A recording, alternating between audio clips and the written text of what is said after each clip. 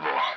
The Freedom Convoy was an event without historical precedence in Canadian history. It was a stunning act of heroism in the face of tyranny. Strap in, because we're covering everything from beginning to end.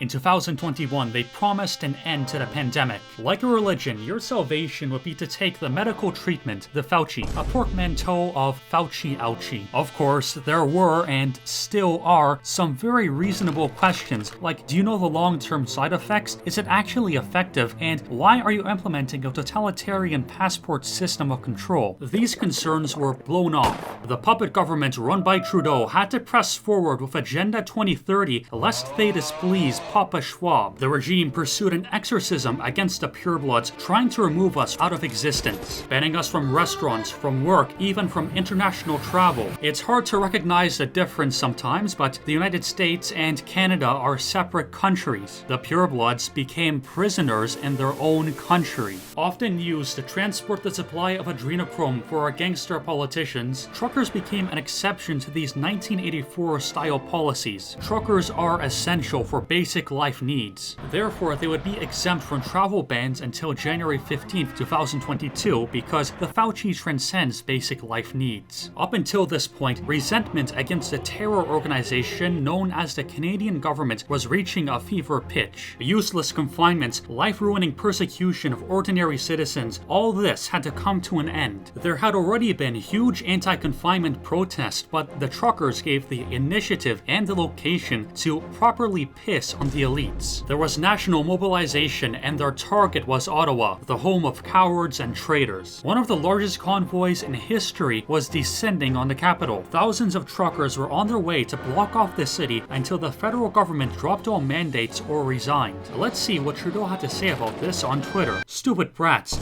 not supporting the government.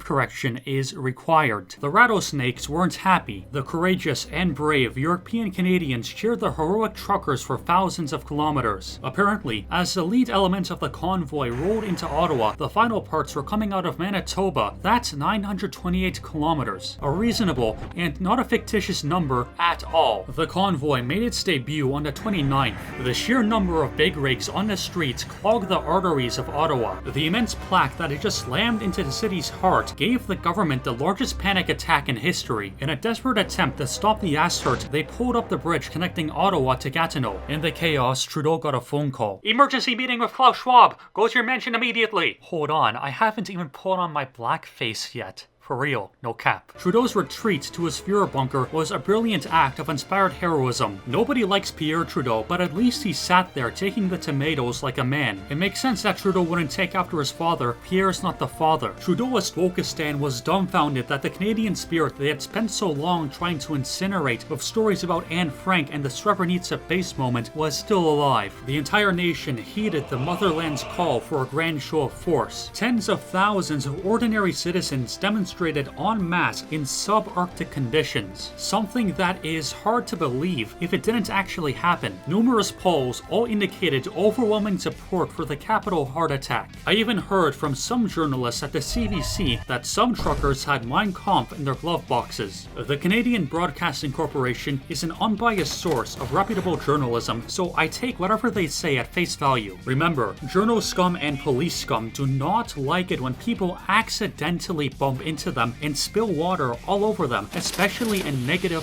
20-degree weather. The power of tradition compelled Saskatchewan to drop all of their mandates and even their Vax Pass. Alberta and Ontario would soon kneel to the Chud Visigoths. And the province that had been most hysterical with pandemic lunacy, Quebec, dropped their Vax tax as well. The Chud butts terrorizing Reddit bugmen who inhabit that shithole some call Ottawa were unstoppable. Nova Scotia was intent on maintaining their Branch Covidian cult. However, the winds were changing. Government scum could hear the truckers living in their walls, terrified. And at this point, it's good to mention something that would give many people PTSD. in a good way. Like all automotives, trucks have horns. Libtards who want to kill your children have ears. What ensued was the greatest civilian protest action since Kristallnacht, a moment so stunning, so glorious in Canadian history that it will be remembered for centuries. Because protesting is supposed to make people uncomfortable, honking is good for exactly that.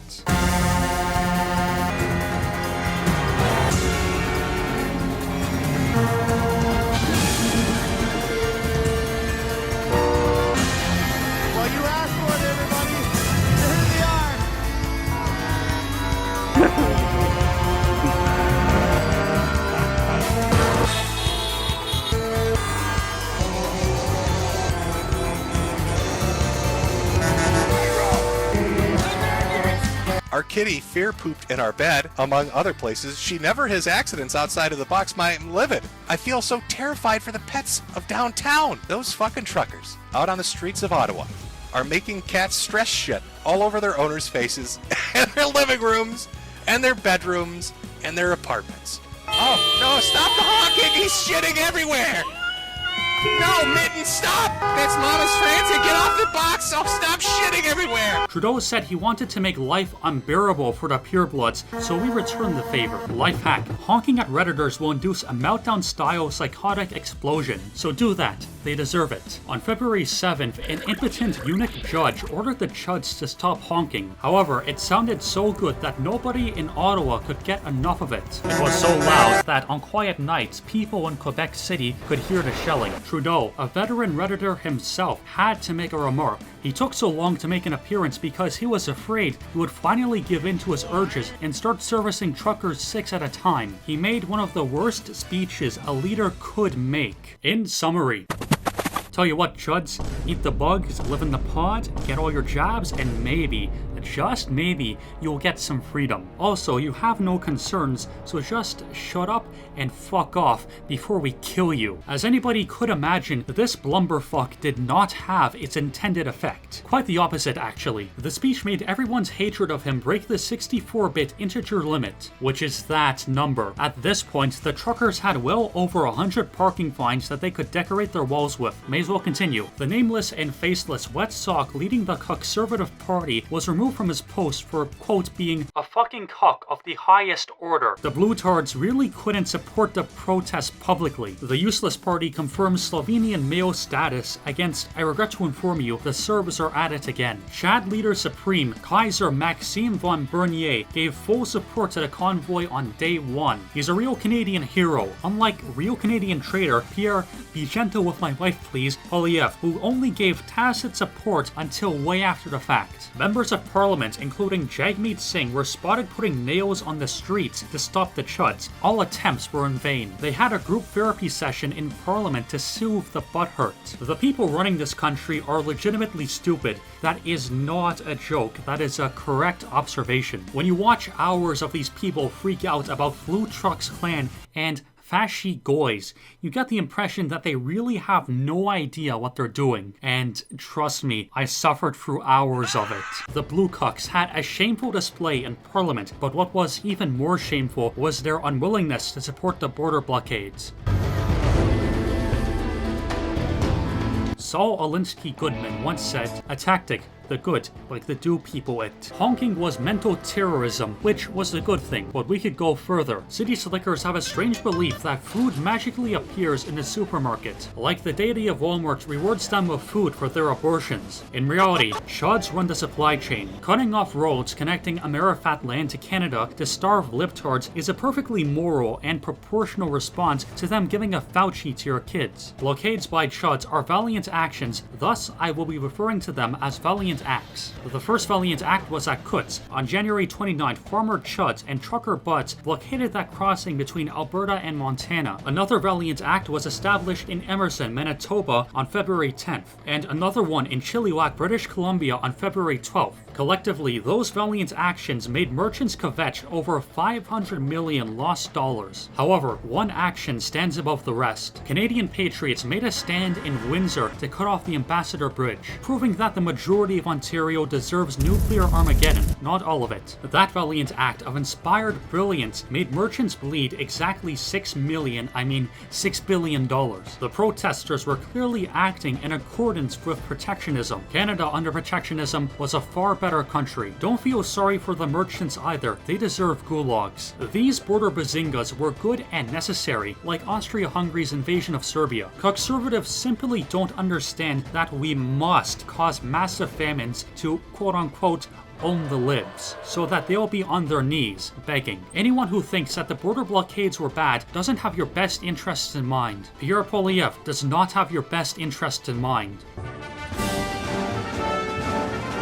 Canadians were so excited by the protest that they gave $10 million in 4 days. Enough funds to keep the truckers in Ottawa for over 5 years. For 20 days, the entire system was paralyzed. 2 police chiefs resigned over baby rage, and the Conservative Party was now being led by a woman. They were making so many concessions to the chuds that it was literally hard for me to keep track of them while making this video. The Red Tard government was completely humiliated. The whole affair had become an international sensation. But how long could this really last? The general occupation government was terrified. A Romania 89 scenario was too possible. Trudeau would do anything, even set up Cuban-style concentration camps to avoid a Ceausescu fate. Regardless of the fact that we are attacking your fundamental rights or limiting your fundamental rights, and the Charter says that's wrong, we're still going to go ahead and do it. It's basically a loophole that allows a majority to override fundamental rights of a minority.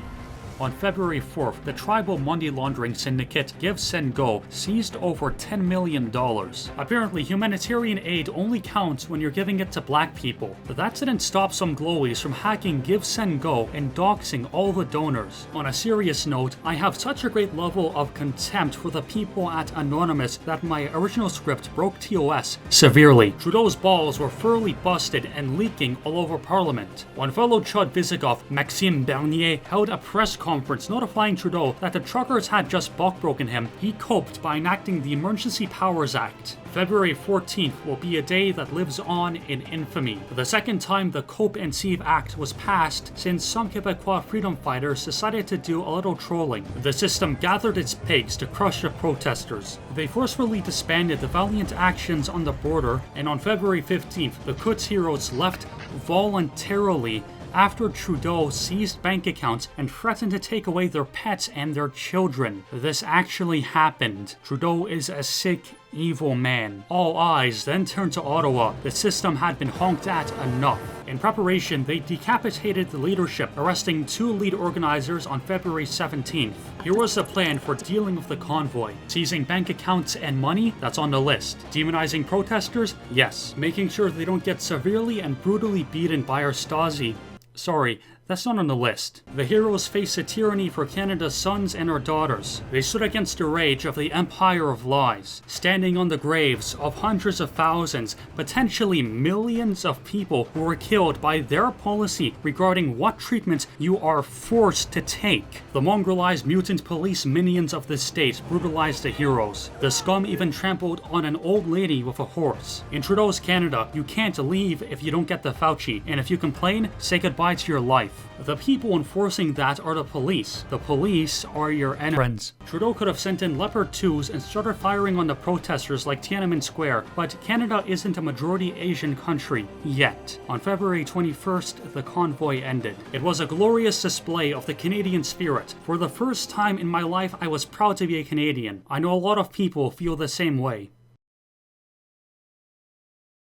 The boomer conception of change is we'll walk around for 2 hours and the government will prostrate itself before our might. The reason the civil rights movement was extremely successful is because the elites were already on their side. They just needed false flag events to carry through their pre-planned legislation. The Convoy for Liberty was annihilated because our rulers collectively shit their pants in fear. Their response was directly proportional to how much they hate white people, which is a lot. For a protest to be successful, it needs elite backing. Academic agent taught me that. Most change is top-down. So-called grassroots, bottom-up movements never happen. Grassroots is a lie fed to you by democracy. These mandates were important for the time. The issue looks like it has run its course. The enemy we're facing is much larger than the mandates. Your enemy is not really Trudeau. He is one man. The enemy is the entire apparatus of democracy. I'm a monarchist. I don't believe in democracy. It is neither feasible nor desirable. Monarchy is a better system. The proof of the pudding is in the eating.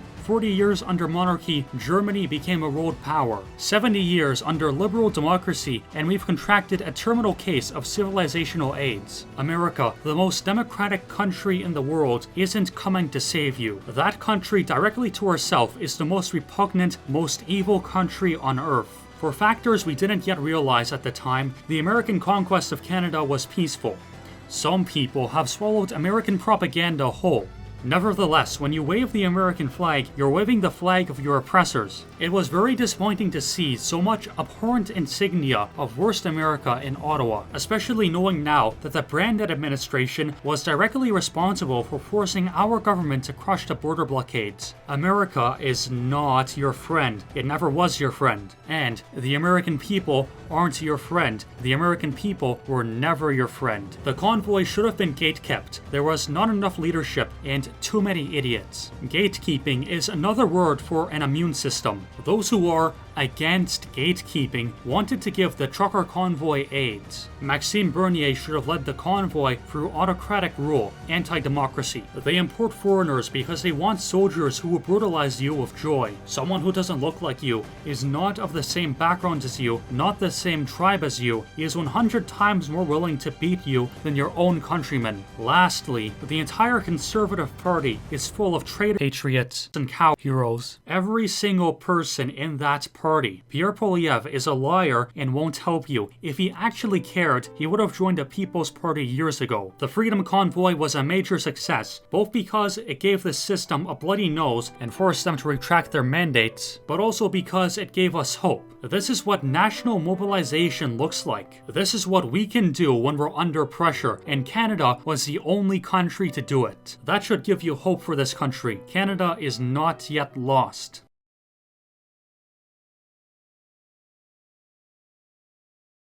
Like, comment, and subscribe. And follow me on Post, Gab, and Odyssey, because who knows how much longer this channel will last.